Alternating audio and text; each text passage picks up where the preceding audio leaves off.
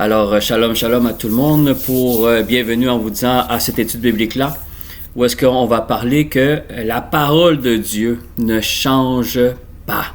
C'est vraiment ça la parole que le Seigneur m'a donnée. La parole de Dieu ne change pas. Sa parole ne change pas. Et vous allez voir que c'est quelque chose qu'on sait. On le dit souvent dans nos églises, hein? La parole de Dieu ne change pas. Mais vous allez voir à quel niveau vraiment que la parole de Dieu ne change pas, bien-aimés. Vous allez voir que tout ce qui est écrit dans la parole est bon. Et tout ce qui est écrit dans la parole, il n'y a rien qui n'a changé. Et on va le voir aujourd'hui parce que, évidemment, comme je donnais témoignage un petit peu plus tôt, en dehors de l'enregistrement, le Seigneur m'a donné ce message-là quand j'ai lu un verset en particulier qu'on va lire ensemble, qui est dans Luc 16, versets 16 et 17. Luc 16, versets 16 et 17, et je vais le lire pour vous. C'est Jésus qui parle, évidemment, à ses disciples et à ceux qui étaient alentour de lui. Il dit, « La loi et les prophètes ont subsisté jusqu'à Jean. Depuis lors, le royaume de Dieu est annoncé. » Alors, qu'est-ce que j'aime, c'est que le Seigneur, vraiment, il est en train de comme mettre une ligne. Hein? Il met une ligne dans le temps, comme on dit, OK, jusqu'à maintenant, jusqu'à Jean, parce qu'évidemment, c'est à quelques mois de qu'est-ce que Jésus était déjà dans son ministère, alors ça fait pas longtemps. Il dit, depuis là, la loi et les prophètes ont subsisté. Mais là, qu'est-ce qu'il veut dire, c'est que après, il y a comme un changement qui se produit. Hein? Comme nous, on connaît l'Ancien Testament, le Nouveau Testament. Alors, on dirait que Jésus est en train de mettre cette ligne-là entre les deux. Regardez ce qu'il dit. Depuis lors, le royaume de Dieu est annoncé et chacun use de violence pour y rentrer. Alors, évidemment, il décrit rapidement le ministère de Jean, que qu'est-ce qu'il faisait? Bien évidemment, il annonçait le royaume de Dieu et il invitait le monde à se repentir parce que le royaume de Dieu était proche. Et évidemment, on voyait avec quelle attitude Jean-Baptiste amenait la parole de Dieu. On voyait qu'il y a, dans le spirituel, il était un homme très, très violent. Il n'avait pas peur de dire la vérité, il n'avait pas peur d'annoncer le royaume, et encore moins, il n'avait pas peur d'annoncer la repentance, quelles que soient les opinions des personnes. Alors, il y a vraiment, Jean, quand il est arrivé, Jean, il y a vraiment, on dit en anglais, un shift. Il y a eu un changement qui s'est produit dans le spirituel, dans la parole de Dieu. Et c'est là que le royaume de Dieu et la repentance ont commencé vraiment à être prêchés d'une façon tout à fait différente. Mais ça, c'est ce que le verset 16 a dit. Ce n'est pas le sujet vraiment de notre étude biblique ce soir, mais c'est vraiment le verset 17 où est-ce que le Seigneur m'a parlé, qu'il dit « Il est plus facile que le ciel et la terre passent, qu'il n'ait un seul trait de la lettre de la loi qui vienne à tomber. » Alors évidemment, en résumé, bien aimé, qu'est-ce que le Seigneur veut dire quand il veut dire que c'est plus facile que le ciel et la terre passent? Ça dit c'est plus facile que toutes les choses qui sont alentour de vous passent, qui disparaissent, qui changent complètement, à qu'une seule lettre de ma parole soit changée. Ça veut dire que, mes amis, en résumé, Jésus est en train de dire, n'essayez pas de changer la parole de Dieu, parce que la parole de Dieu n'a jamais changé. Il y a même un verset qui nous dit que il n'y a rien qui va changer tant aussi longtemps que tout ne sera pas accompli dans la parole de Dieu. Alors, et c'est là, mes bien-aimés, comme je donne l'exemple de très souvent, le Seigneur m'avait déjà dit il y a quelque temps, si on serait à la place de l'ennemi, qu'est-ce qu'on ferait? On connaît ce verset-là. Satan connaît ce verset-là. Il a travaillé avec Dieu. Il sait qui est Dieu. Nous, comme j'avais dit tantôt, nous, on connaît à peine qui peut être Dieu. On ne peut pas comprendre toute l'ampleur et dire que je connais le Seigneur. On ne peut pas connaître le Seigneur à sa pleine capacité. Pourquoi? Parce qu'on n'a jamais été avec lui. On y croit par la foi. Mais Satan, quand il était Lucifer, il était avec Dieu. Alors, il sait qui est Dieu. Puis il sait comment il respecte sa parole. Alors, ça, l'ennemi le sait très bien. Alors, c'est pour ça que c'est important, mes amis, quand on se met à la place de l'ennemi, il connaît ce verset-là, il sait que c'est vrai. Alors, évidemment, c'est pour ça, mes amis, qu'il essaye de mettre de la confusion dans la parole de Dieu. Ça, c'est la meilleure arme qu'il peut avoir pour que quelqu'un ne respecte pas la parole de Dieu ou qu'il ne la comprenne pas bien. C'est ça qu'on va voir aujourd'hui. C'est important qu'on va voir comment l'ennemi met la confusion dans la parole de Dieu et comment le Seigneur nous a donné une solution pour pouvoir réussir à sortir de cette ruse-là de l'ennemi.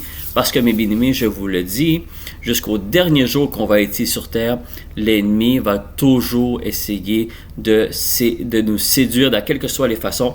Pas seulement les tentations, mais surtout pour nous donner la confusion dans la parole de Dieu. Parce que quand un chrétien, même s'il est à l'église à tous les jours, s'il il a la confusion dans la parole de Dieu, bien aimé, il a tout perdu.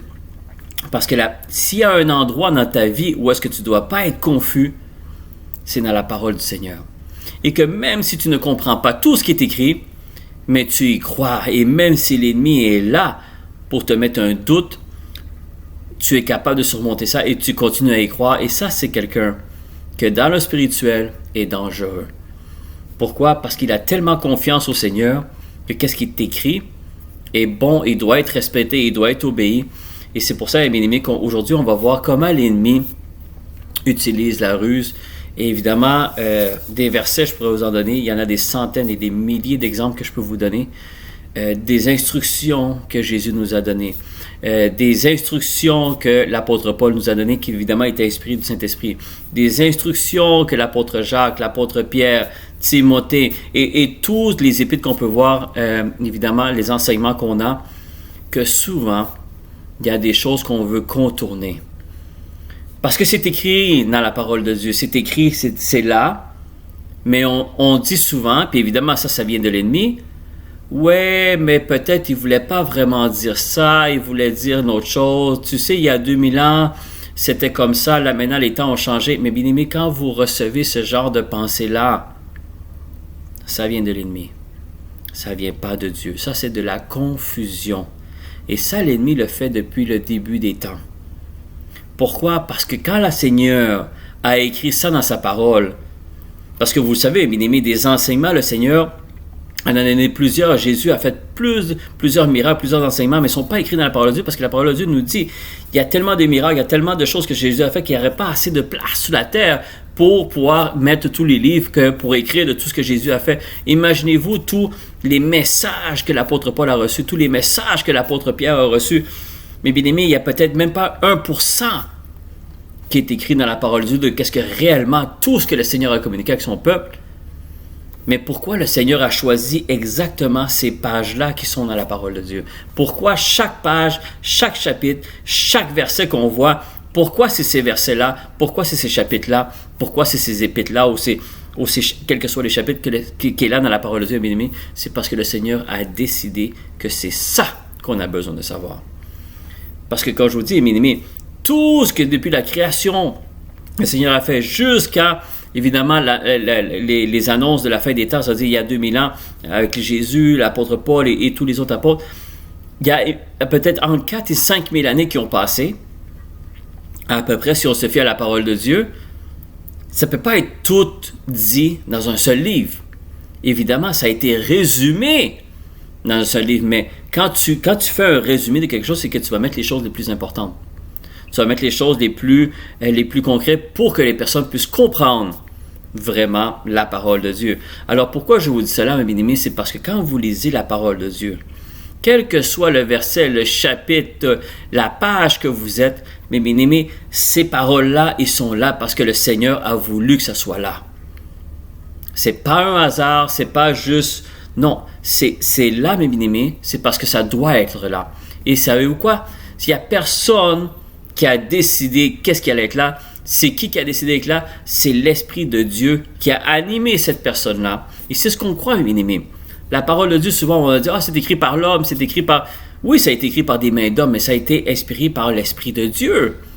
Parce qu'un homme ne peut pas avoir écrit tout ça avec sa propre intelligence, son propre raisonnement. C'est impossible. Dans la parole de Dieu, il y a des choses qui ont été écrites il y a 4000 ans et sont en train de s'accomplir ou se sont déjà accomplies des prophéties.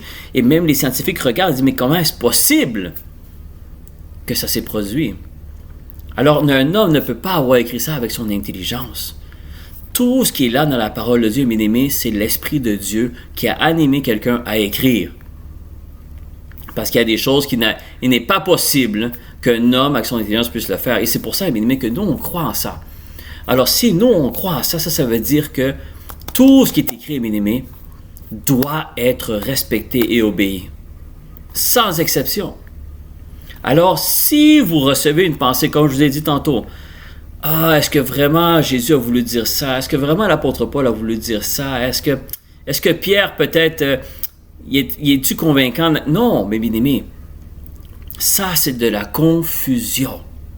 Pourquoi? Parce que dans Hébreux 13, verset 8, un verset qu'on connaît très bien, Hébreux 13, verset 8 nous dit quoi? Jésus-Christ est le même hier, aujourd'hui et éternellement. Alors, il est le même, il ne change pas. Ça veut dire que le Seigneur ne change pas. Si quelque chose qui a été écrit il y a 2000 ans, l'ennemi va venir te dire « Ouais, mais là, on est en l'an 2022, les choses ont changé. » Mais bien aimé, quand vous recevez cette parole-là, c'est une confusion. Parce que le Seigneur ne change pas. Quand il a mis tout ça dans la parole de Dieu, il savait exactement qu'est-ce qu'en 2022 on allait être, et pareil, qu'est-ce qui est écrit est bon. Il n'y a rien qui a changé. C'est pour ça que, vous voyez qu'est-ce que Jésus nous a dit, c'est là que la parole m'est venue. Dans Luc 16, verset 17, il dit « C'est plus facile que le ciel et la terre passent avant même qu'un seul trait de la loi, c'est-à-dire un seul trait de ma parole puisse tomber. » C'est-à-dire qu'il n'y a rien qui va changer. Il n'y a rien que nous, on a l'autorité de changer. C'est le Seigneur qui a écrit sa parole. Ça veut dire que quand vous voyez un verset, que la plupart du temps, ce soit une instruction de Jésus, une instruction de l'apôtre Paul, une instruction de quels que soient les apôtres qui ont écrit des épîtres, mes bien-aimés, puis que ta chair n'aime pas ça, mais c'est bien. Parce que cette parole-là est écrite par l'Esprit de Dieu. Alors ta chair, évidemment, elle est contraire à l'Esprit. Ça, on le sait. Alors, c'est normal, mes bien-aimés, qu'il y a des versets et des chapitres qui doivent déranger ta chair. C'est normal parce que la parole de Dieu est spirituelle. Elle est surnaturelle. Elle est quelque chose qui est au-delà de notre raisonnement. Mais on ne peut pas, mes bien-aimés, être guidé par la parole de Dieu, par nos émotions. Si la parole de Dieu te dit, il faut que tu tournes à droite. Mais tu dis, ouais, mais il y a 2000 ans, ouais, tout le monde tournait à droite, mais là, maintenant, à l'an 2000, le monde tourne à gauche, c'est plus normal. Mais bien aimé, là, tu es en train d'avoir l'esprit de confusion. Parce que si la parole de Dieu s'est écrit ça, c'est parce que c'est ça. Le Seigneur a décidé que ça soit écrit dans sa parole. Et c'est ce que nous, on croit. Il y en a plusieurs qui vont dire, ouais, mais il y a des versions qui ont été changées, tout ça. Mais bien aimé, les versions peuvent avoir été changées, mais le cœur de la parole de Dieu va toujours rester. Et c'est ce qu'on va voir un peu plus loin. Comment qu'on fait pour garder toujours dans la vérité, c'est ce qu'on va nous expliquer. Mais c'est très important, mes bien-aimés, de comprendre que Jésus est le même hier, aujourd'hui et éternel. Ça veut dire que toutes les instructions qu'il nous a données, tous les commandements qu'il nous a donnés, que ce soit Jésus ou les apôtres qui ont été inspirés de l'Esprit de Dieu, évidemment qui est la représentation de Jésus-Christ, comme nous, on reçoit le Saint-Esprit, que nous sommes des représentants, des témoins de Christ, la parole de Dieu ne change pas. Qui sommes-nous pour dire « ouais, mais non ». Il n'y a pas de « oui, mais » dans la parole de Dieu, mes amis. Si quelqu'un te dit « oui, mais » ou dans tes pensées, tu reçois « oui, mais », mes bien-aimés, commence à prier et chasse. Ça, c'est un esprit de confusion.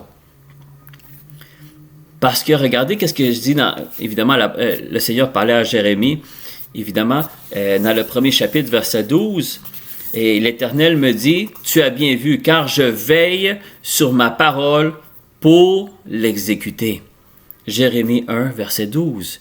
Je veille sur ma parole pour l'exécuter.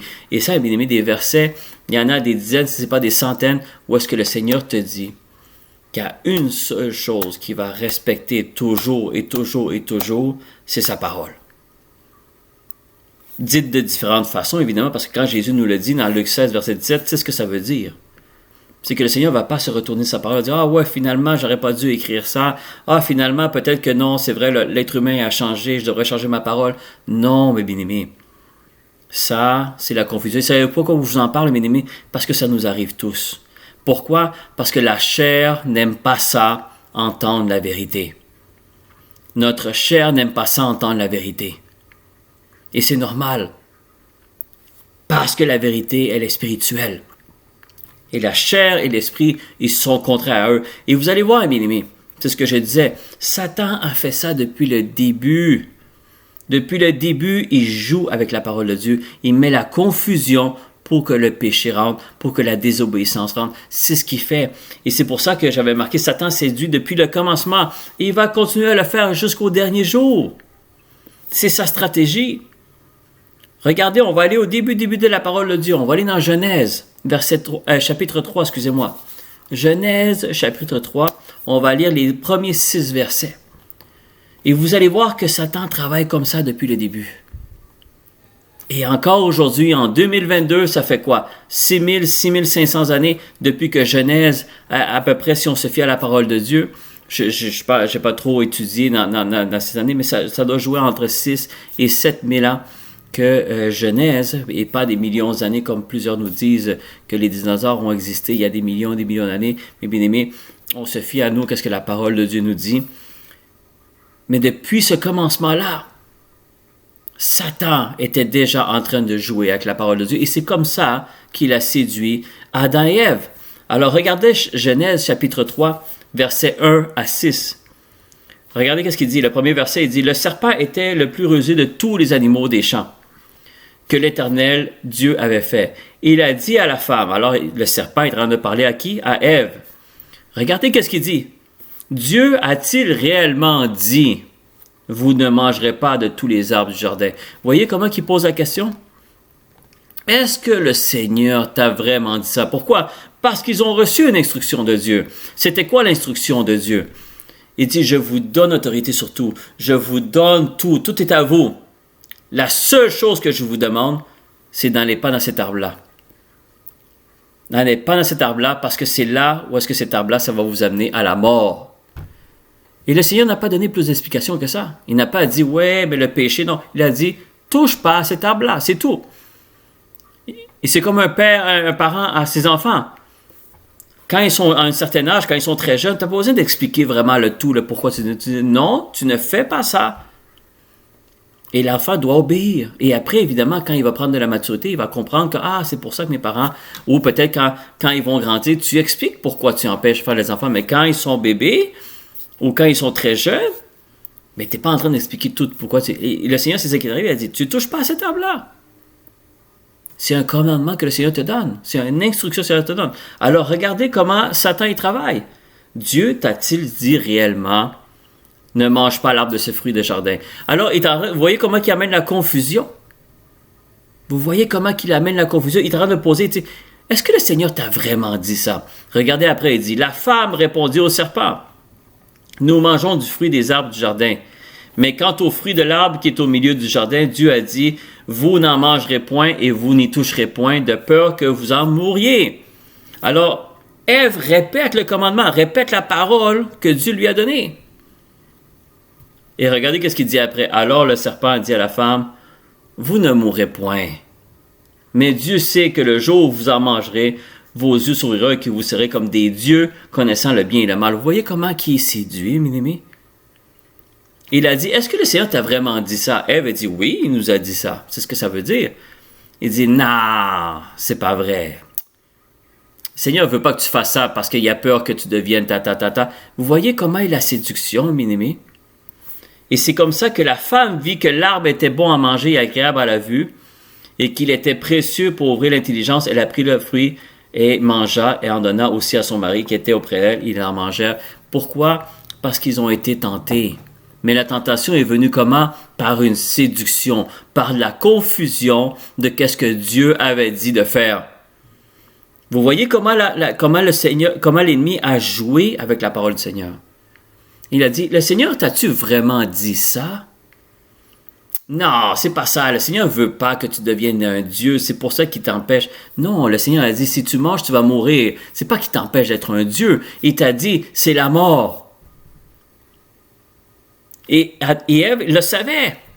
Parce que Ève, quand Satan a commencé à le séduire, il a dit, ouais, mais le Seigneur nous a dit. Ève se rappelait très bien l'instruction que Dieu lui avait donnée. Mais pareil, le séducteur a continué. Et qu'est-ce qu'il a fait? Il a réussi à mettre un doute dans la tête d'Adam et Ève. Et qu'est-ce qu'ils ont fait? La désobéissance. Et cette désobéissance-là les a amenés à la mort, comme le Seigneur avait dit. Évidemment, on voit qu'après, il chicane le serpent, il condamne le serpent, mais ça reste qu'il doit respecter sa parole. Le Seigneur a dit, tu ne touches pas à cet arbre-là, parce que c'est la mort. Et qu'est-ce qui est arrivé après? Même si ça brisait son cœur, la mort devait venir. Parce qu'il doit respecter sa parole. Alors, vous voyez comment l'ennemi travaille. L'ennemi va aller avec la séduction et te mettre un doute dans ta tête et dire, est-ce que le Seigneur a vraiment voulu dire ça dans sa parole? Est-ce que tu es convaincu à 100% que c'est ça que le Seigneur a voulu dire? Mais bien-aimé, quand cet esprit-là arrive, il faut absolument se mettre à prier et à chasser cet esprit-là, parce que, mes amis, cet esprit de confusion ne vient pas de Dieu. Et c'est ce qui est arrivé. Satan l'utilise, sa ruse, pour confondre et changer la parole de Dieu. Et c'est comme ça que plusieurs, mes bien-aimés, plusieurs chrétiens tombent dans le piège. Et c'est pour ça qu'on a cette parole-là. On reçoit toujours cette confusion-là. Et je suis en train de chercher en ce moment parce qu'on va le voir dans Matthieu 4. Savez-vous que Jésus a reçu ce genre de confusion? C'est juste que Jésus n'est pas tombé dans le piège, évidemment, comme Adam et Ève. Mais il a reçu la même confusion que Adam et Ève. Dans Matthieu 4. On va voir dans Matthieu 4, vous allez voir, bien-aimé, il a voulu faire la même chose à Jésus dans le désert. La même chose. Pourquoi? Parce que quand Jean-Baptiste baptise Jésus, qu'est-ce qu'il arrive après? La parole de Dieu nous dit que Jean-Baptiste voit une colombe, voit le Saint-Esprit tomber sur Jésus et qu'il entend une voix qui vient du ciel et dit « Voici mon fils bien-aimé à qui j'ai mis toute mon affection. » Hein? On sait que c'est ça qui est arrivé. Jean-Baptiste a vu ça et Jésus, évidemment, a entendu. Le monde alentour n'a pas entendu ça. Ça a été Jean-Baptiste et Jésus qui ont entendu cela. C'est une parole qui est venue directement de Dieu. Mais quand regardez Matthieu 4, Matthieu 4 nous dit que Jésus a été amené dans le désert pour être tenté par Satan pendant ce jeûne-là de 40 jours et 40 nuits. Mais regardez qu'est-ce qu'il dit dans le verset 3.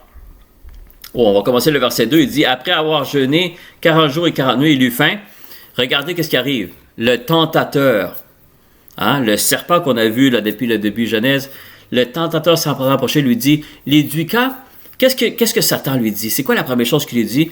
Il met un doute dans la parole que le Seigneur lui a donnée. Qu'est-ce que le Seigneur a dit à Jésus? Il a dit « Tu es mon fils bien-aimé, où est-ce que j'ai mis toute mon affection? » Regardez qu'est-ce que Satan dit. « Si tu es le Fils de Dieu. » Vous voyez, il veut mettre de la confusion à Jésus. Il veut dire, es-tu sûr que tu es le Fils de Dieu? Parce qu'il dit, si tu es Fils de Dieu, ordonne que ces pierres deviennent des pains. Mais Jésus n'est pas tombé dans le piège, évidemment, parce qu'il dit, l'homme ne vivra pas de pain, et pas seulement de pain, mais de toute parole qui sort de la bouche de Dieu. Mais c'est pas tellement la réplique de Jésus que je vous voyais à ce moment. Je vous voyais là, la ruse de l'ennemi. Il a voulu tromper Jésus. Il dit, si tu es le Fils de Dieu, en voulant dire, pourquoi tu es en train de mourir de faim comme ça? Tu es le Fils de Dieu, tu serais supposé être devant un trône, tu devrais avoir une couronne sur ta tête, tu devrais avoir toute la puissance de l'univers avec toi, si tu es l'héritier, le Fils unique de Dieu. C'est ce qu'il voulait dire, si tu es le Fils de Dieu, tu as juste à changer cette pierre-là en pain. Tu as toute la puissance de faire ça. Vous voyez comment l'ennemi, déjà, Dieu lui donne une parole. Tu es mon fils bien-aimé, à qui j'ai mis toute mon affection. Et tout de suite, l'ennemi, qu'est-ce qu'il fait? Si tu es le Fils de Dieu, pour vous le mettre en doute. Regardez, c'est pas fini. Le verset 5 qui continue. Le diable, le transportant dans la ville sainte, le plaça sur le haut du temple et lui dit quoi? Si tu es le Fils de Dieu, encore une fois, es-tu vraiment le Fils de Dieu? Tu devrais être capable de faire ça. Il dit, si tu es le Fils de Dieu, jette-toi en bas, car il est écrit. Et c'est ça que j'aime que la parole de Dieu nous l'a écrit. C'est que Satan cite la parole de Dieu. Satan cite la parole de Dieu. La même chose qu'il a faite avec Ève. Il a dit, mais es-tu sûr que le Seigneur... Non, le Seigneur n'a pas voulu dire ça. Il ne veut pas que tu manges ce fruit-là à cause de ça. Il connaissait exactement, Satan, la parole que Adam et Ève avaient reçue. Encore une fois, l'ennemi connaît très bien la parole. Et qu'est-ce qu'il lui dit? Il dit, le diable transportant la ville, le plaçant au auditeur, il lui dit, si tu es le Fils de Dieu, jette-toi en bas, car il est écrit. Alors il cite la parole de Dieu. Il dit, il donnera des ordres à ses anges à ton sujet, ils te porteront sur les mains, de peur que ton pied ne heurte comme une pierre. Mais bien aimé, c'est dans la parole de Dieu. Mais dans la parole de Dieu, ça ne veut pas dire qu'il faut que tu te jettes dans le vide naturellement. Ça veut dire que si tu tombes dans le spirituel, si tu tombes dans quelles que soient les émotions, le Seigneur va toujours être là pour te secourir. Mais vous voyez comment il a voulu comme le faire tomber. Pour que quoi? Pour que Jésus se suicide. C'était ça le but. Le but, c'était de faire tomber le Seigneur et que tout notre salut qu'on a en ce moment, mais bien, on l'aurait tous perdu. C'était une séduction, mais pourtant, dans cette séduction-là, qu'est-ce que j'aime que c'est la parole nous montre? C'est qu'il a utilisé la parole de Dieu. Il a osé utiliser la parole de Dieu pour mettre de la confusion. Pourtant, le verset est bon, mais c'est pas ça que ça veut dire dans la parole de Dieu. Ça ne veut pas dire que tu vas te jeter, tu vas aller dans la tour de ta maison, puis tu vas te lancer, puis les anges vont venir. Mais bien aimé, si tu fais ça, tu vas tomber, tu vas mourir. La parole de Dieu, c'est pas ça qu'il voulait dire. Et c'est le Seigneur, évidemment, Jésus ne tombe pas dans le piège. Il a dit, il est aussi écrit que tu ne tenteras point le Seigneur ton Dieu. Alors, encore une fois, l'ennemi revient avec une troisième tentation.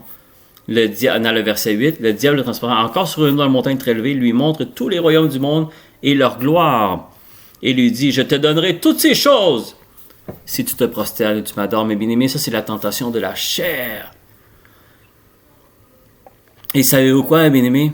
Malheureusement, il y a beaucoup d'églises chrétiennes dans ce monde qui prêchent exactement ce que le diable a offert à Jésus, que Jésus a refusé. La prospérité. Ah oui, tout ça, tu vas avoir des promotions, tu vas avoir de l'argent, tu vas avoir des voitures. Mais bien aimé, il y a des églises qui utilisent la chrétienté pour dire que tu peux avoir tout ça. Pourtant, c'est faux, parce que ça a été une tentation que Satan a fait Jésus. Et Jésus, qu'est-ce qu'il a fait? Il dit, ça ne marche pas avec moi.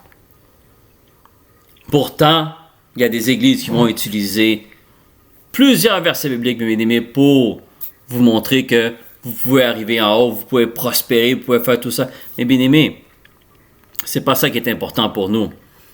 Qu'est-ce qui est important pour nous, c'est de garder notre salut jusqu'au dernier jour. Le reste, comme je le dis souvent, c'est du bonus. Si le Seigneur veut te faire prospérer, gloire à Dieu. Mais c'est pas ça que tu recherches. Si le Seigneur veut te faire des promotions pour que tu témoignes, gloire à Dieu. Le Seigneur n'est pas contre ces choses-là. Mais c'est pas ça qu'on recherche. Nous, qu'est-ce qu'on recherche? C'est adorer le Seigneur, notre Dieu, et le servir à lui seul. C'est ce que Jésus a répondu dans le verset 10. Ça, c'est une autre tentation, bien aimé, c'est une autre séduction que l'ennemi fait. Alors, si l'ennemi le fait depuis Genèse, bien aimé, il l'a fait à Adam et Ève. Il a osé le faire avec Jésus aussi. Pensez-vous qu'avec nous, il ne le fera pas? Pensez-vous vraiment qu'avec nous, il ne va pas utiliser cette technique-là? Oui, bien aimé, Satan va utiliser cette technique-là tout le temps. Parce que c'est ça qu'il veut faire. Il veut mettre de la confusion dans les chrétiens. Et savez-vous comment, bien aimé? Là, on sait sa stratégie. Il joue avec la parole de Dieu. Mais le Seigneur nous a donné la solution. Le Seigneur nous a donné une porte de sortie pour ne pas tomber dans ce piège-là. Parce qu'il l'a fait depuis le début des temps. Depuis que l'homme est là sur la terre, il l'a fait. Et c'est comme ça que le péché est rentré sur terre. Parce qu'il a joué avec la parole de Dieu. Et c'est ce qu'il fait encore avec nous, bien-aimés. Combien de fois on a vu un verset ou un chapitre, puis on sait qu'est-ce que ça veut dire. C'est écrit. Mais pareil, on va les questionner, on va dire, oh, est-ce que c'est vraiment moi qui l'interprète mal? Puis des fois, on demande conseil à quelqu'un. Qui n'est pas mal de demander conseil à quelqu'un. On va demander un conseil à un pasteur, à un apôtre, à un prophète, il n'y a pas de problème. Et nous, on est là pour s'entraider, on est là pour méditer la parole de Dieu ensemble. Mais vous allez voir qu'il y a des versets, bien-aimés, qu'on sait dans le fond de notre cœur, qu'on n'a pas vraiment besoin de consulter parce que c'est écrit clairement. Tu ne dois pas faire ça, ou tu dois faire ça, et c'est comme ça que tu dois te comporter, et c'est comme ça que tu dois agir. Vous allez voir, bien-aimés, surtout dans le Nouveau Testament, dans les évangiles de Jésus et dans les épîtres des apôtres, vous allez voir, bien-aimés, il y a énormément d'instructions qu'on doit suivre. Et pourquoi le Seigneur nous demande de suivre ces instructions-là? C'est pour notre bien.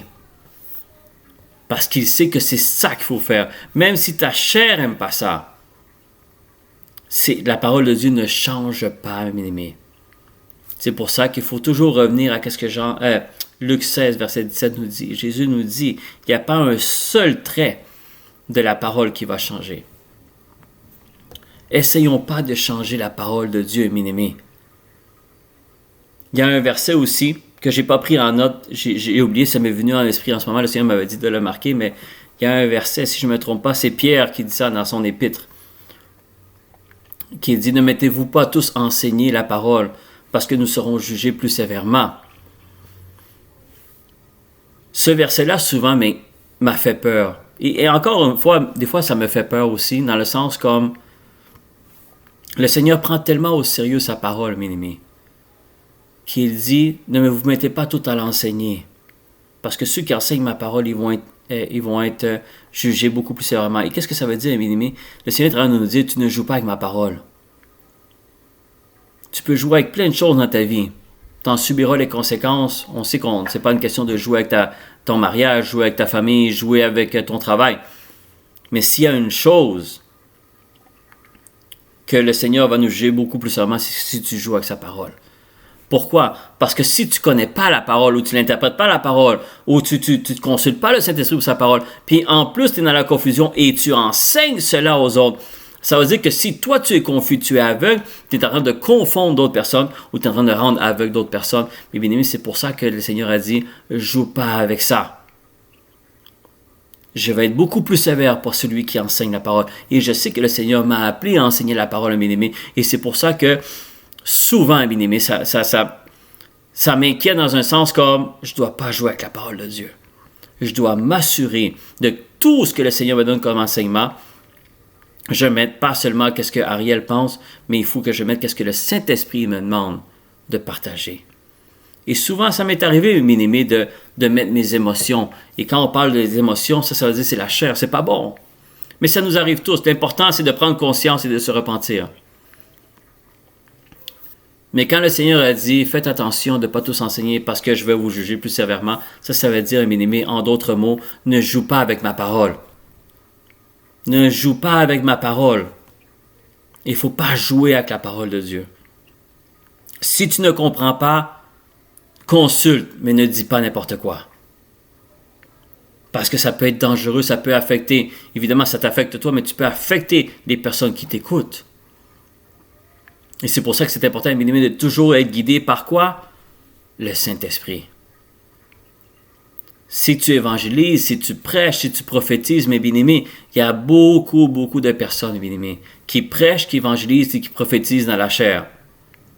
Beaucoup. Et même, il y a certaines personnes qui ne sont même pas conscients que c'est peut-être même pas une prophétie que Dieu a donnée, mais c'est peut-être les émotions qu'une personne parle. Et prêcher, c'est la même chose. Mais des fois, tu vas prêcher parce que tu as ça dans ton cœur, parce que tu as vécu ça, et là, tu prêches ça. Mais ça ne veut pas nécessairement que ça vient de Dieu. Oui, ça vient de la parole de Dieu. Mais est-ce que c'est vraiment l'Esprit de Dieu qui t'a demandé de prêcher cela? Quand tu évangélises quelqu'un, est-ce que tu mets ton jugement là, tu mets tes émotions là, ou tu laisses le Saint-Esprit évangéliser la personne? C'est pour ça, bien-aimé, que j'aime beaucoup ce qui est écrit dans Jean 16, verset 13. Jean 16, verset 13, ça nous explique pourquoi le Saint-Esprit nous a été envoyé. Oui, le Saint-Esprit a une puissance. Oui, le Saint-Esprit te donne une autorité. Oui, le Saint-Esprit te fait chasser les démons. Oui, le Saint-Esprit peut faire guérir des maladies. Oui, le Saint-Esprit peut faire beaucoup de choses, te parler en d'autres langues. Mais je vous dis, bien aimé, je l'ai déjà dit dans d'autres études bibliques, le Saint-Esprit a un rôle principal, ou le premier rôle de cet esprit, c'est quoi? C'est de nous conduire dans la vérité. Et Jésus nous le dit dans Jean 16, verset 13. Il dit, quand le Consolateur sera venu, l'Esprit de vérité, alors il parle du Saint-Esprit, il vous conduira dans toute la vérité, car il ne parlera pas de lui-même, mais il dira tout ce qu'il aura entendu, et il vous annoncera les choses à venir. Alors, vous voyez, la première chose que le Saint-Esprit doit faire, c'est de te conduire dans la vérité. Après, évidemment, il ne parlera pas de lui-même, et il vous dira tout ce qu'il aura entendu, et les choses à venir. Alors ça, c'est le prophétique. Mais la première chose, avant même de te donner le prophétique, avant même de te donner des messages pour que tu peux donner à d'autres personnes, parce qu'on peut tous recevoir des prophéties du Seigneur, la première chose que le Saint-Esprit doit faire, puis c'est Jésus qui nous le dit, il doit te conduire dans toute la vérité. Et qu'est-ce qui est la vérité, mes aimés? C'est sa parole. Il y a beaucoup de personnes qui veulent rajouter des choses dans sa parole. Ils veulent rajouter des nouvelles prophéties. Ils veulent rajouter des nouvelles instructions. Non, bien aimé, tout a déjà été écrit. La parole de Dieu de la première page jusqu'à la dernière page, ça a été complété. À la fin de la dernière page, il y a un point final. Il n'y a rien à retrancher et il n'y a rien à rajouter. Tout a déjà été écrit. Et souvent, des fois, il y en a qui veulent rajouter des choses. Il n'y a rien. Même dans la parole de Dieu, il dit celui qui enlève ou qui rajoute quelque chose qui soit maudit. Cherchons pas des nouvelles instructions. Cherchons pas des nouvelles promesses. Cherchons pas. Non, tout est déjà écrit. La seule chose qu'on doit être en train de chercher, bien aimé, c'est de connaître de toute la vérité de qu'est-ce qui est déjà écrit. Mais l'ennemi, qu'est-ce qu'il va faire? C'est nous amener de la confusion dans tout ce qui est écrit. Et c'est pour ça, bien aimé, que quelqu'un qui ne consulte pas le Saint-Esprit, ben malheureusement, il va tomber dans ce piège de la confusion. Parce que cette confusion-là va venir jusqu'au dernier jour qu'on est ici sur terre. Soit que c'est nous qui partons, soit que Jésus vient nous revenir. L'ennemi va être là jusqu'au dernier jour. Il va tout faire pour qu'on soit confus et qu'on désobéisse à la parole de Dieu. C'est ça son but, c'est ça son travail. Il va utiliser plusieurs tactiques, mais son but premier, c'est ça. Et pourquoi je donne évidemment, c'est le Saint-Esprit qui me donne cette parole-là, mais pourquoi ça m'est venu, bien aimé? C'est parce que souvent, même moi, ça m'est arrivé plusieurs fois. Et je me suis repenti à chaque fois, évidemment, mais des fois, je me posais la question, ouais, mais est-ce que vraiment il a voulu dire ça? Est-ce que vraiment ça a été écrit il y a longtemps, maintenant, les choses ont changé? Et des fois, logiquement, je me disais, oui, on ne peut plus faire ces choses-là, là, maintenant, il faut faire... Mais bien aimé, après, j'ai réalisé que ça, c'était l'esprit de confusion. Ça, c'est un esprit qui vient de Seigneur, et c'est là que le Seigneur m'avait ramené à ces versets-là. Regarde comment il l'a fait avec Adam et Ève. Regarde qu'est-ce qu'il a fait avec Jésus. Il a fait exactement ce qu'il fait avec toi. Il essaie de changer la parole de Dieu. Il essaie de mettre de la confusion dans la parole de Dieu. Et il va utiliser les versets, mais tu vas voir qu'il va commencer à les déguiser, à les changer un petit peu sans que tu le réalises. Mais c'est pour ça, bien aimé, qu'il faut connaître la parole de Dieu. Parce que celui qui ne lit pas la parole de Dieu à chaque jour et qui ne la médite pas et qui n'essaie pas de chercher la vérité, bien aimé, cette personne-là va être facilement une proie à être séduite. Mais pourquoi avec Jésus il n'a pas réussi? Parce que Jésus connaissait la parole, il était la parole lui-même, mais c'est parce qu'il connaissait la parole. Mais quelqu'un qui ne connaît pas bien la parole, il va venir avec ce genre de tentation-là, comme à Matthieu 4, on a vu avec Jésus dans le désert. On va tomber dans le piège, bien aimé. Jésus n'est pas tombé dans le piège parce qu'il s'est défendu avec la parole, il connaissait la parole. Mais quand l'ennemi va venir vers nous, bien aimé, puis il va nous séduire de cette façon-là, ou des fois tu vas recevoir une parole que tu es convaincu que c'est une parole qui vient de Dieu, mais ça vient de lui. Comment tu es capable de distinguer que la parole-là vient de Dieu ou vient de Satan? Ah, ben je suis capable de savoir ce que c'est de Satan Jésus. Ah oui, tu es plus rusé que l'ennemi, c'est ça que ça veut dire. Non, mais bien aimé. La parole de Dieu nous dit, faites attention, Satan se déguise en ange de lumière. Ça veut dire que quand Satan vient te parler, tu es convaincu que c'est Dieu qui t'a parlé. Tu peux être convaincu que Dieu t'a parlé. Ah, ben tu sais, c'est le pasteur qui m'a prophétisé, puis c'est la prophète à l'église, hein, elle a prophétisé sur moi, c'est vrai. La plupart du temps, c'est sûrement vrai. Mais est-ce que tu es convaincu que c'est Dieu qui t'a parlé? La seule façon que tu peux le savoir, bien aimé, c'est que toi, tu recherches la vérité. Que toi, tu recherches cette vérité, que le Saint-Esprit puisse te confirmer cette vérité. Pourquoi? Parce que Satan est rusé. Satan est capable de se déguiser en ange. Puis quelqu'un dit, ah oui, l'ange du Seigneur est venu, il m'a dit ça. Tu es convaincu que c'est l'ange du Seigneur? N'oubliez pas que Satan, avant d'être Satan, il était Lucifer. C'était l'ange le plus puissant qu'il y avait dans le ciel. C'est pour ça qu'il sait se déguiser en ange. Il sait comment ça fonctionne. Il sait comment un ange parle. Pourquoi? Parce qu'il était avec eux. Il les gérait. Il était en train de les orchestrer dans la louange. Il sait exactement comment un ange travaille. C'est pour ça qu'il dit, faites attention. Il se déguise en un ange. Il est capable de se déguiser en un ange de lumière. Et c'est pour ça que Jésus dit, mes brebis entendent ma voix, je les connais et ils me suivent. Comment tu es capable de distinguer que c'est Jésus qui t'a parlé? Encore une fois, ça c'est une autre parole, mais c'est important, bien-aimé, de ne pas tomber dans le piège. Il y a deux façons, bien-aimé, de ne pas tomber dans ce piège-là. Un, évidemment, de toujours consulter le Saint-Esprit. Quand tu vois une parole, tu vois un verset, tu vois un chapitre, puis tu vois que ta chair est dérangée, mais c'est bien. Si ta chair est dérangée, c'est bien. C'est déjà un bon début. Parce que si ta chair, elle aime ça, il y a peut-être un problème. Parce que normalement, les enseignements que Jésus nous a donnés, les instructions que Jésus nous a données et les apôtres inspirés du Saint-Esprit nous a donnés, en général, vous allez voir, mes bien-aimés, ça ne fait pas plaisir à la chair. Ça ne fait pas plaisir à la chair. Ta chair n'est pas contente.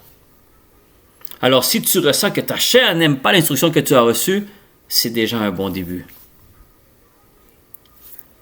Mais c'est pour ça, mes bien-aimés, que quand tu te questionnes, parce qu'on va tous se questionner à la parole de Dieu, il y a des choses qu'on ne va pas tout comprendre, mais il y a des choses que tu vois, tu dis, mais c'est écrit, c'est clair. Ça nous dit des choses. Jésus nous donne des instructions. C'est pas une parabole, l'instruction est claire. Pourquoi qu'on ne l'obéit pas? Pourquoi qu'on ne prend pas action immédiatement? Pourquoi on hésite? Posez-vous cette question-là, mais c'est normal. C'est l'ennemi qui est là, qui vous empêche d'avancer, qui vous empêche d'obéir à la parole de Dieu, qui vous empêche à vous amener à un autre niveau dans le spirituel. Il essaie par tous les moyens de nous bloquer, mais comment? Avec la confusion. Est-ce que le Seigneur a vraiment vous... C'est-tu vraiment pour toi? À mon avis, ces instructions-là, c'est pour les pasteurs. Pour toi, c'est pas vrai, ça ne te concerne pas vraiment. Quand le Seigneur a dit « Allez de faire de toutes les nations », alors il a dit « Allez », c'est à tout le monde, il est en train de parler à tout le monde. Pourquoi cette confusion? Si le Seigneur a dit « Homme, fais cela, femme, faites cela, mari, faites cela, pasteur, faites cela », pourquoi on dévie de ce qui est écrit? Et ça, c'est l'ennemi qui fait ça. Ouais, mais c'est pas tous les ennemis que tu dois pardonner. Il y a des ennemis que, ouf, celle-là, tu peux le pardonner. Non! Il dit, tes ennemis, tu dois les pardonner. Celui qui te maudit, tu dois le bénir. C'est pas toi qui choisis qui tu vas bénir. Vous voyez, tous des exemples comme ça, bien aimé, vous en avez des centaines et des milliers dans la parole de Dieu que l'ennemi a dit, ouais, t'es-tu sûr qu'il veut dire ça? Ouais, mais il y a 2000 ans, les choses se faisaient comme ça, maintenant c'est différent. Mais bien aimé, quand vous recevez cette pensée-là, c'est une pensée c'est une confusion de l'ennemi. Ça ne vient pas de Dieu. Dieu ne change pas. S'il l'a écrit, c'est parce que ça doit être respecté. Même 2000 ans après, même si 3000 ans après, même si c'est 4000 ans après, ça doit être respecté.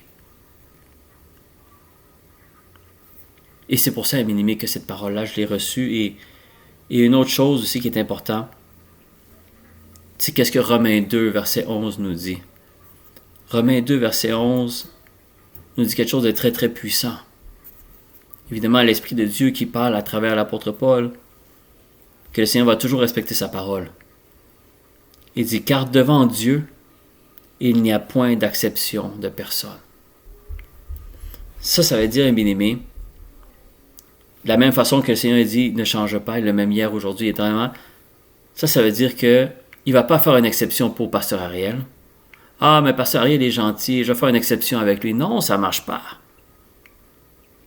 Ça ne marche pas, bien-aimé, parce que le Seigneur est juste.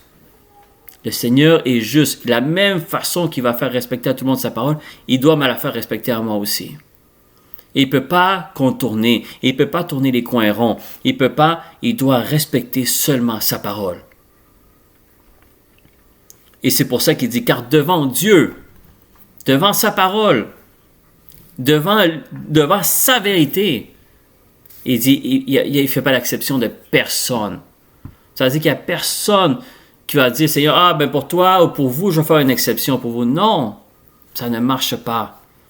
On ne peut pas arriver devant le Seigneur et dire, ouais, mais sais-tu quoi, j'ai posé la question, mais on m'a dit que c'était ça que tu voulais dire. Le Seigneur va te dire, mais est-ce que tu m'as consulté? Est-ce que tu as prié? Est-ce que tu as demandé au Saint-Esprit qu'il puisse te conduire dans la vérité comme je t'ai promis que cet Esprit est supposé de te conduire dans la vérité? Est-ce que tu as fait cela ou tu as juste consulté quelqu'un? Et comme je vous dis, mes amis, c'est bien de s'entraider entre nous dans la parole quand on a des questions. Moi, j'aime ça. J'ai toujours un frère en Christ qu'on s'appelle presque à chaque semaine et on dit hey, « j'ai lu ce chapitre-là, j'ai lu ce verset-là, qu'est-ce que tu en penses? » Et on discute et évidemment, avant de commencer, on prie. C'est pour ça que vous allez voir qu'avant de discuter de la parole de Dieu, même si on y va avec toutes les bonnes intentions, faites toujours une prière et demandez que le Saint-Esprit dirige cette conversation-là. Parce que le Seigneur aime ça qu'on médite sa parole. Même à plusieurs personnes, on peut être 3 à 4 en train de méditer la parole de Dieu, mais c'est important de prier avant et de demander que le Saint-Esprit soit là. Et que tout esprit de confusion, tout esprit qui ne vient pas de la parole de Dieu, tu le chasses maintenant au nom de Jésus. Tu ne laisses pas la place. Pourquoi? Parce que même quand tu médites entre frères et sœurs de la parole de Dieu, l'esprit de confusion peut venir. Mais ça, il ne faut pas arrêter de faire ça. Mais c'est très important que quand tu as un doute dans ton cœur, quand tu vois qu'il y a quelque chose, prie et demande au Saint-Esprit.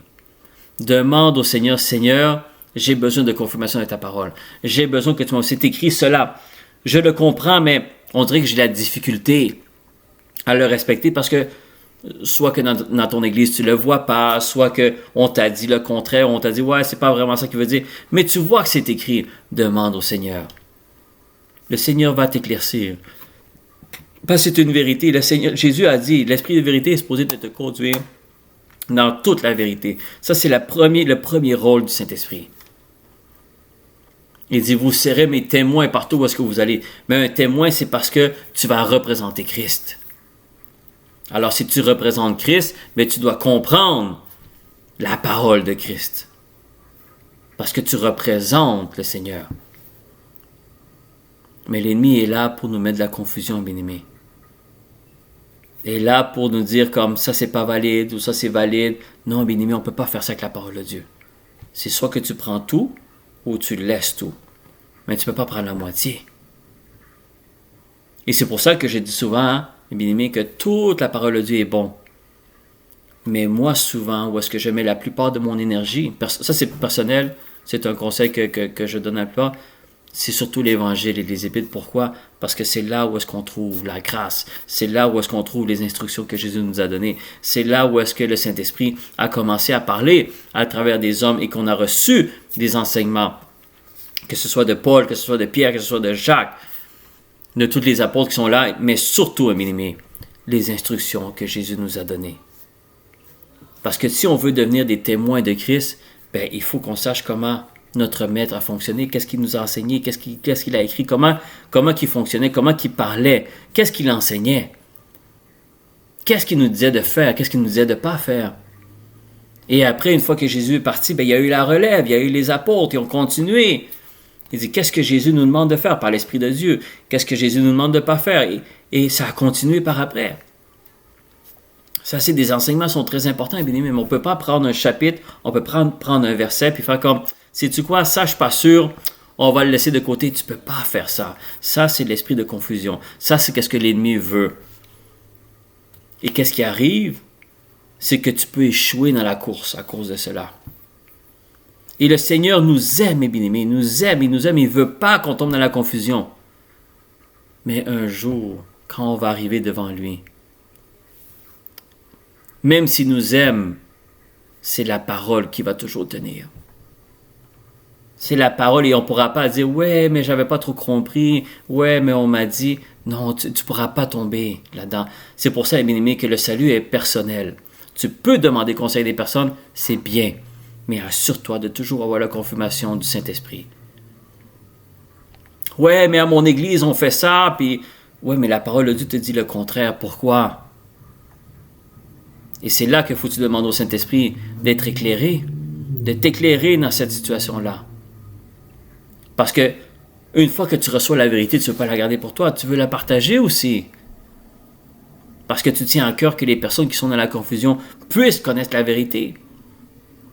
Le Seigneur ne va pas te demander de garder la vérité juste pour toi. Mais mes bien-aimés, c'est ça la parole que j'avais reçue cette semaine. Évidemment, j'aurais pu avoir beaucoup plus de versets sur ce sujet, mais je pense que juste à vous donner l'exemple comment l'ennemi nous séduit avec sa parole, comment il nous amène l'esprit de confusion, et la solution est pas trop compliquée, évidemment, c'est mettons à lire, à connaître la parole de Dieu. Hein, on peut la lire, mais il y en a beaucoup de chrétiens aussi, malheureusement, et moi, ça m'est arrivé pendant des années, bien aimé, que le seul moment où je lisais la parole de Dieu, c'est dans le verset ou le chapitre que le pasteur me lisait les dimanches, et c'était tout. Mais bien aimé, je compare toujours avec un athlète. Si un athlète s'entraîne une fois semaine, aux 2 heures par semaine, parce qu'à l'église, c'est quoi, 2 heures, 2 heures et demie qu'on est dans la parole, même pas. Des fois, la prêche dure 1 heure, on a 2, 3 versets et c'est tout. Si c'est juste ça qu'on s'entraîne notre foi, bien aimé, ben c'est sûr et certain que quand l'ennemi va venir, on va tomber facilement. Le soldat qui ne tombe pas, c'est le soldat qui a ses yeux fixés dans sa parole, dans la parole de Dieu, excusez-moi.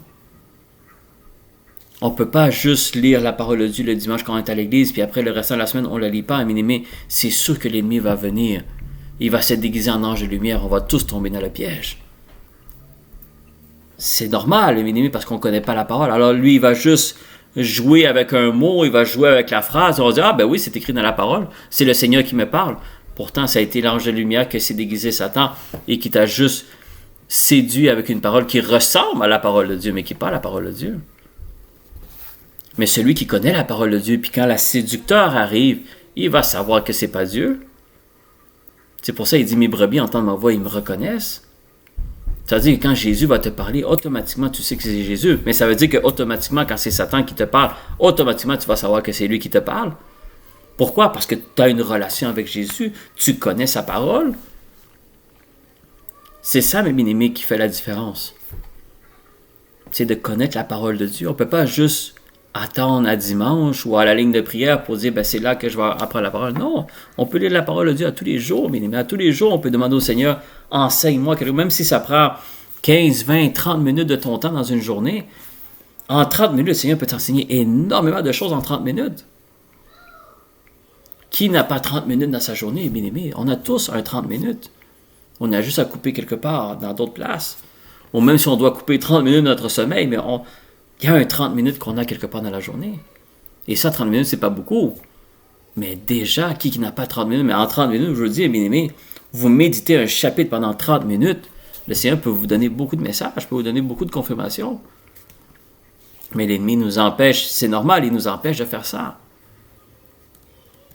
Mais plus qu'on se concentre dans la parole, plus qu'on a une communication avec le Saint-Esprit, bien aimé, quand l'ennemi va venir avec une séduction, tu vas le savoir. Comme Jésus, il savait dans le désert, il dit, ça ne marchera pas avec moi. Parce que moi, je connais la parole. Est-ce qu'on est capable de se vanter de dire ça à l'ennemi, quand l'ennemi va venir dire, moi, je connais la parole? Parce que celui qui ne connaît pas la parole, l'ennemi, va tomber facilement dans ce piège-là. Il y a beaucoup de personnes dans nos églises qui tombent dans ce piège-là. Mais il y a des églises, des fois, même des églises complètes qui sont dans un piège, dans une confusion, puis ils ne le réalisent même pas. Mais le Seigneur ne souhaite pas ça, mais en même temps, le Seigneur a dit, je fais exception de personne. Il dit, puis il n'y a pas une seule lettre de ma parole qui va changer. Le ciel et la terre vont changer avant qu'une lettre de ma parole va changer.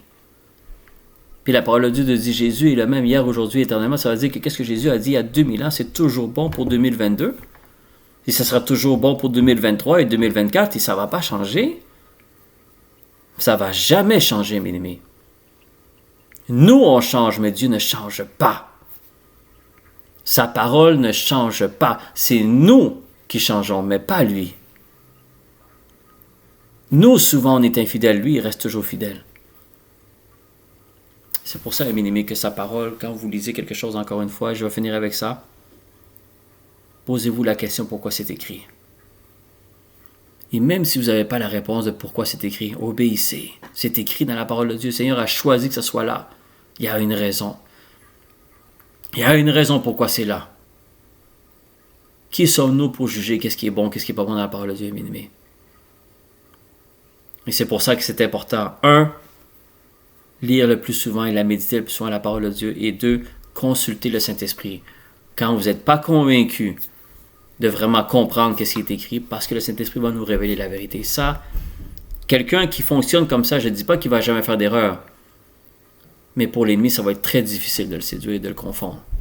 Parce que quand il va sentir la confusion, il va se mettre à prier tout de suite. Il ne va pas laisser l'ennemi rentrer si facilement. Alors, c'est ça le message que j'avais de la part du Saint-Esprit pour cette semaine. Vraiment, la parole ne change pas. Le Seigneur ne change pas. Et tout ce qui est écrit est bien-aimé, même 2000, 3000, 4000 ans après, ça n'a pas changé.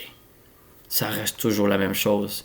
Et c'est pour ça, mes amis, que quand vous recevez ce genre de confusion, vous avez l'autorité, on a tous l'autorité de pouvoir chasser cet esprit-là et de rétablir le tir et se mettre dans la vérité qui est dans la parole de Dieu. La vérité est dans la parole de Dieu, bien-aimés. Alors je demande que le Seigneur vous bénisse abondamment et que cette parole-là puisse tomber sur une bonne terre et que le Seigneur vous bénisse abondamment, bien-aimés. Shalom à tous. Amen.